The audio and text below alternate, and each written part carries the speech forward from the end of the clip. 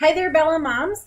If you've ever wondered why should you sell at one of our consignment sales versus just having a yard sale or a garage sale at your home, I have actually conducted an experiment and I want to share the results with you because it was actually really eye-opening and made me realize the power that goes into a Bella Kids consignment sale. So what I did was I actually held a yard sale this past weekend, and I'm going to compare the results of that yard sale with the spring sale from Bella Kids and the results that I experienced through that. So I want to break down the experiment so that you guys can get a better understanding of sort of what I put into it. Number one, and this breaks the cardinal rule of yard sales, and that was that there was going to be no negotiating on pricing for any of those baby or kid items. So if I had someone walk up and say, I really want this jumperoo, or I really want this onesie and I want to pay this amount for it, I absolutely did not budge on a single one of those kids' items because in a Bella Kids sale, there is no negotiating. The price is the price. It is what it's set at, and the only way you can get something cheaper is if it's marked as a discount, yes, and you come on Sunday. So absolutely no negotiating on those kids and baby items. Next, I wanted to make sure that I priced those the same as I would for a Bella Kids sale. And so I wasn't going to do, that super cheap pricing that you see at a yard sale. So I wasn't going to do baby clothes for $1 a piece or fill a bag for $5 or really cheap markdown toys. If it was what I would sell it for at a Bella Kids sale, then that's what I priced it for at my yard sale. So nothing was actually marked less than $2 because for a Bella Kids sale, you can't select a price lower than $2.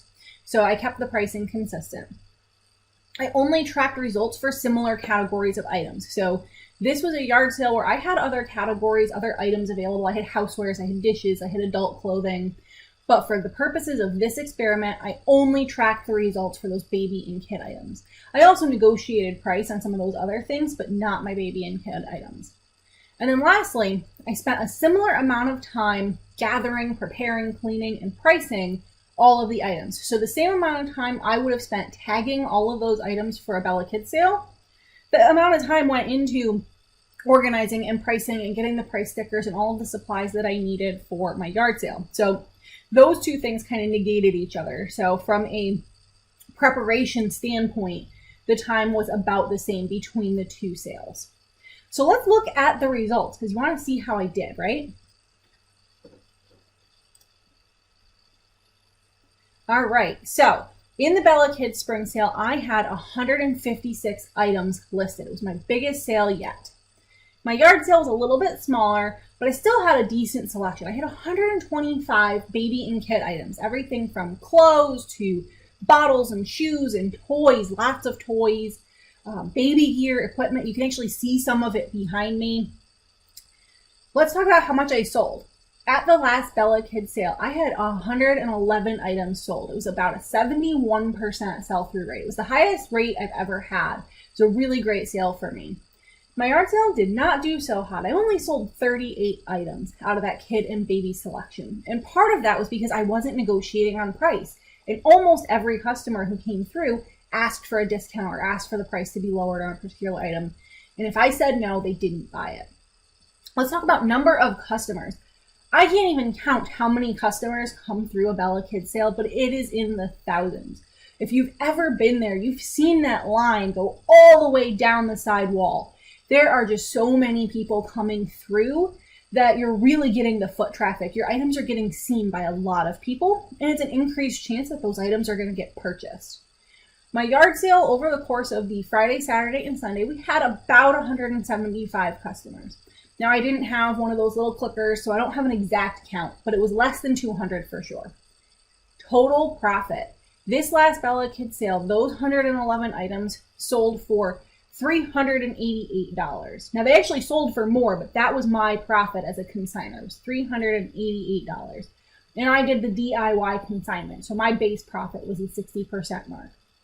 The yard sale, I only brought home $59. And that's excluding the cost of everything that it required to set up, because of course, for a Bella Kids sale, you also have supplies that you need. So this is profit, but I didn't account for the expenses that went into either sale. So you can see a really big difference just in the results.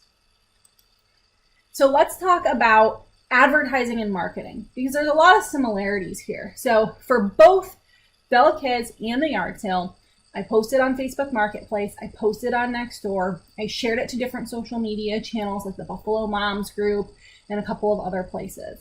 Now for the yard sale, I also had to make and set up signs on the road. So I did, I think six total yard sale signs that I put at different intersections, kind of pointing in the direction.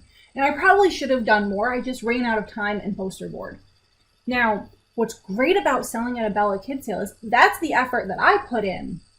But then on top of that, there is so much more marketing that goes into a sale that I don't have to do. It's not my responsibility. I'm just helping out. I'm one piece of the puzzle.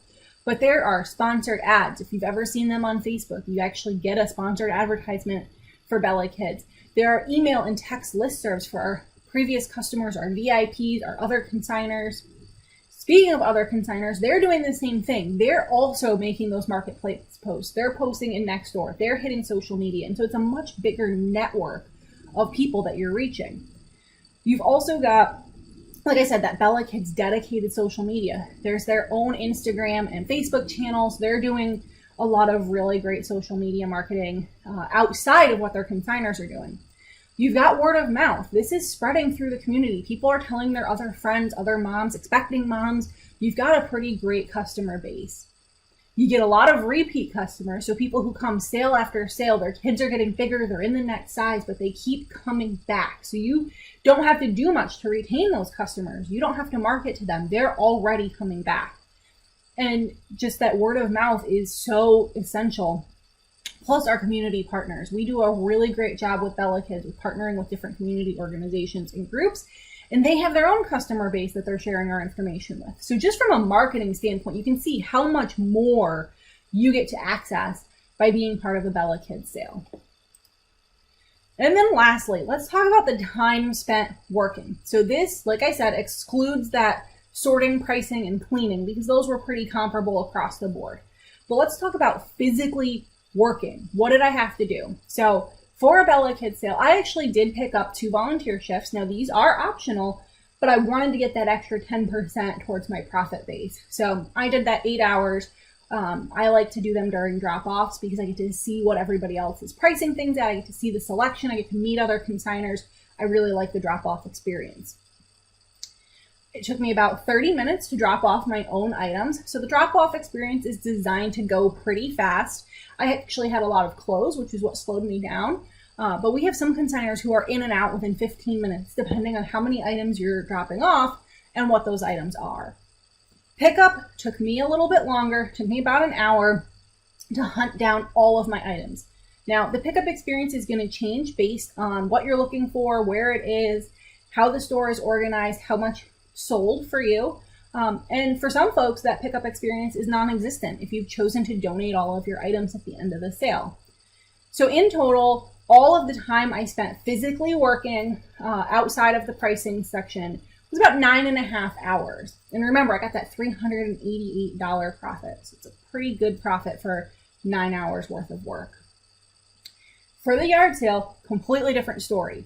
The setup was about 30 minutes a day. So Friday, Saturday, and Sunday, it took me about 30 minutes each day to set up my tables, set my items out. I had a cooler with water bottles, really trying to make that a great shopping experience for folks coming, even though it's, just a yard sale.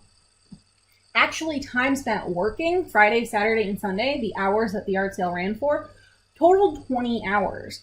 And, luckily I had some help. I had a friend helping me because otherwise it's really hard to even just get like a bathroom break or a meal or anything like that during the time that you're out working, selling your items.